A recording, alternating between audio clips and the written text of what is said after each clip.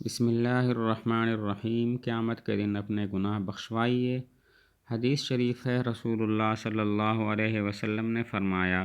جو بندہ اپنے کسی مسلمان بھائی کے ساتھ اقالہ کا معاملہ کرے، یعنی اس کی بیچی یا خریدی ہوئی چیز کی واپسی پر راضی ہو جائے، تو اللہ تعالیٰ قیامت کے دن اس کی غلطیاں یعنی اس کے گناہ بخش دے گا۔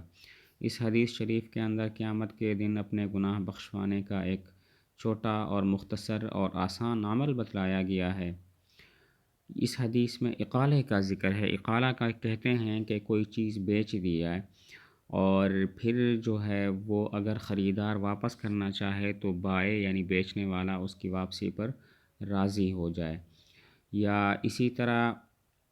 کوئی خریدی ہوئی چیز ہے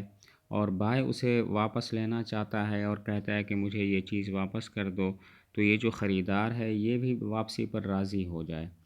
یعنی بائع اور مشتری، خریدار اور بیچنے والا، دونوں میں سے کوئی ایک اگر اپنی بیع کو، خرید و فروخت کو ختم کرنا چاہتا ہے تو دوسرا فریق اس پر راضی ہو جائے۔ تو حدیث شریف یہ ہے کہ اگر کوئی مسلمان اپنے بھائی کے ساتھ اقالہ کا معاملہ کرے، یعنی کہ خرید و فروخت جو ہوئی ہے اس کو فسخ کرنے پر، اس کو کینسل کرنے پر راضی ہو جائے، تو اللہ تعالیٰ قیامت کے دن اس کی غلطیاں یعنی اس کے گناہ بخش دے گا کہ اس نے اپنے مسلمان بھائی کی خواہش کی اور تمنا کی رعایت کی ہے۔